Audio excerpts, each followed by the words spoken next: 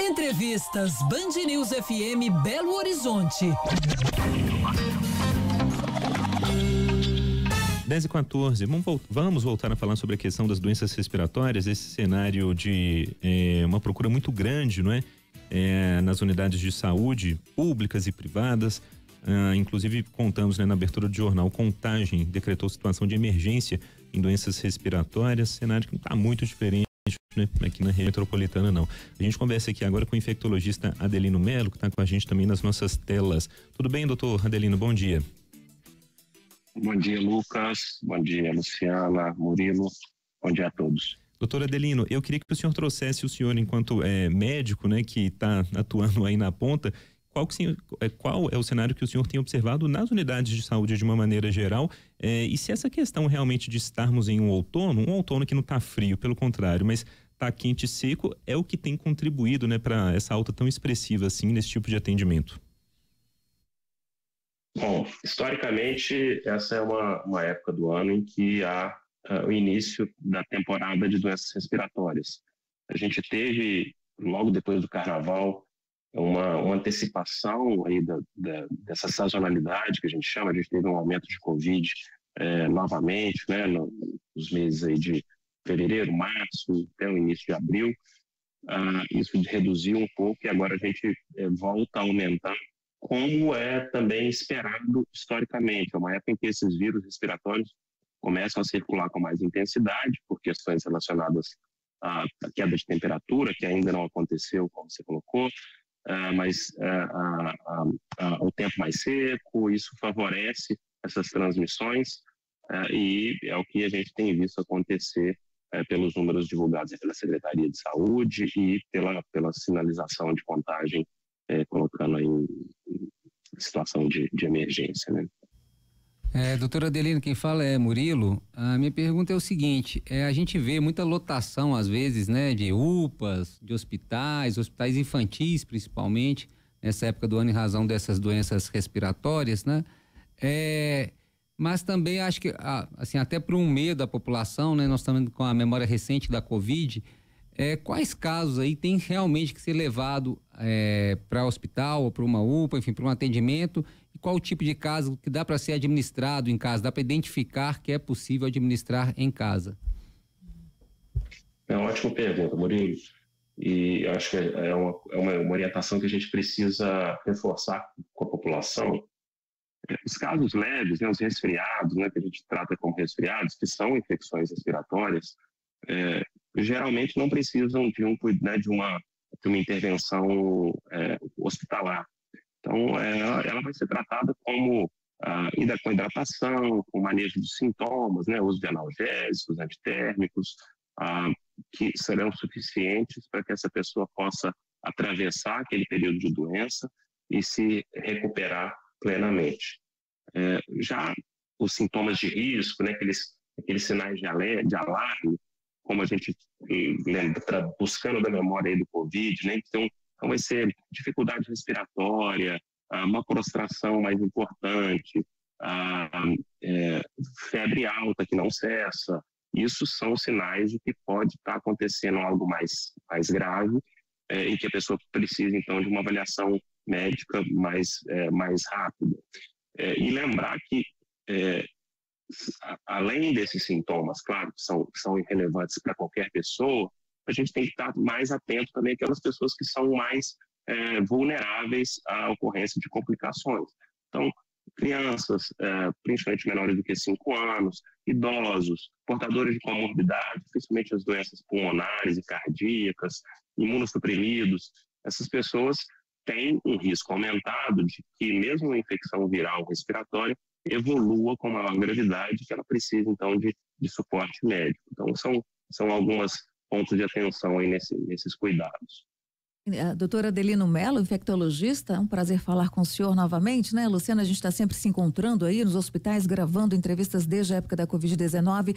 Bom, doutor, vamos lá então. Quais os cuidados, né? Quais os cuidados todos nós devemos ter para tentar evitar, né, esse contágio, digamos assim? É aquela questão mesmo das máscaras, se aquecer? Bom, tudo bem, Luciana? Sempre um prazer falar com você também.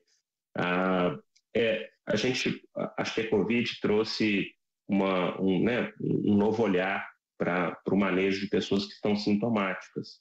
Então, as pessoas que têm, acho que a gente tem que dividir as coisas, mas as pessoas que têm sintomas, né, que você começou ali com um quadro de tosse, nariz escorrendo, teve uma febrinha, então, assim, você tem sintomas de uma infecção respiratória, a primeira coisa é se recolher, né, você não deve continuar circulando conforme, né, como se não estivesse acontecendo nada, então, de preferência, se for possível, trabalhar de casa, usar a máscara, sem dúvida, para evitar transmitir para outras pessoas, reforçar a higienização das mãos, se possível, testar para investigar se tem, qual é o agente respiratório que está acontecendo. Acho que o Covid acaba sendo muito relevante nesse cenário, mas a gente tem outros vírus importantes, como o próprio influenza, o vírus da gripe. Então, são pontos importantes. As pessoas que não estão sintomáticas, elas podem tomar uma série de atitudes que vão diminuir o risco de transmissão, de adquirir a doença. O uso da máscara sempre é relevante em cenários em que você tem uma aglomeração de pessoas, que você vai conviver com pessoas que podem estar sintomáticas. Então, dentro de unidades de saúde, por exemplo, acaba sendo um cuidado interessante para você se prevenir.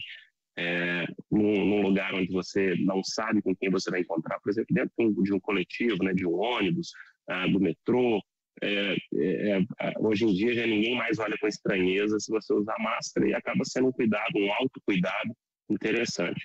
Reforçar sempre a questão da higienização das mãos, também é muito relevante.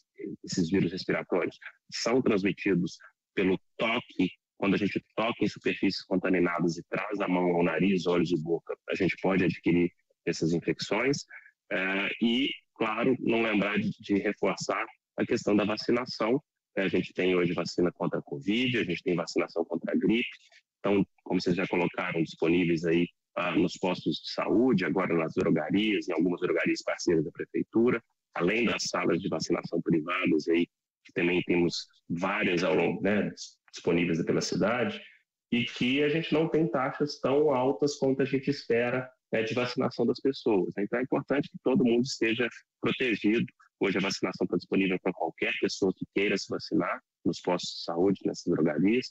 Então é reforçar esse chamado para todos. Doutor Ardelino, para a gente terminar, até pegando esse último ponto que o senhor trouxe sobre a vacina, eu queria que o senhor explicasse aqui para a gente, para todos nós, contra o que essa vacina da gripe está protegendo. E pergunto isso porque a gente observa muitas pessoas que às vezes tomam a vacina contra a gripe, seja a quadrivalente na rede particular aí, ou parece que é a trivalente, né, oferecida aí na rede SUS. Aí a pessoa fala, tomei vacina e na semana seguinte peguei algum tipo de resfriado, gripei, algum tipo de resfriado, e sempre fica aquela dúvida, né? Estou me protegendo contra o que exatamente? Excelente pergunta. A vacina da gripe protege contra o vírus da gripe. É o vírus influenza, é um vírus muito relevante do ponto de vista de saúde pública, porque ele traz um impacto muito grande, tanto do ponto de vista de coletivo, né, de coletividade, mas também do ponto de vista individual. Esse vírus tem um potencial de causar doença grave, de levar pessoas, principalmente aquelas com comorbidade, para a internação e mesmo ao óbito. Então, é um vírus que tem um impacto muito grande. No entanto, nós temos nessa época do ano vários outros vírus circulando. A gente já falou um pouco sobre a Covid, mas nós temos vírus também relevantes e que eles não estão dentro da vacina. Então, vou citar um vírus sincicial respiratório. Ontem a Anvisa fez um webinar nacional chamando para o problema do vírus sincicial respiratório. É um vírus muito frequente, de transmissão muito fácil, que traz um grande impacto para crianças pequenas e para os idosos. Leva para internação, leva para a necessidade de traz sintomas severos, para as crianças muito chieira, exacerbação de asma, para os idosos um quadro parecido com pneumonia, e que tem um impacto muito relevante. Ele não tem um tratamento específico.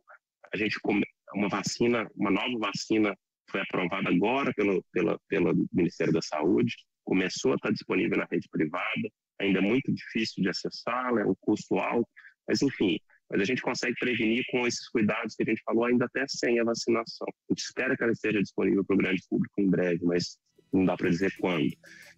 Mas temos que saber que temos vários outros. Então, não é só o influenza, a vacina é específica para ele, mas a gente tem outros, a gente precisa se cuidar e infelizmente a gente não tem vacina para todos eles ainda. Então, a vacina ajuda, mas não protege completamente contra todos os outros. Então, a gente tem que tomar as outras medidas também. Ótimo, muito esclarecedor. 10h25, a gente conversou aqui na Band News FM com o médico infectologista, o Adelino Melo. Doutor, muito obrigado, viu, pela conversa, pelo tempo. Bom fim de semana. Para vocês também, um abraço a todos.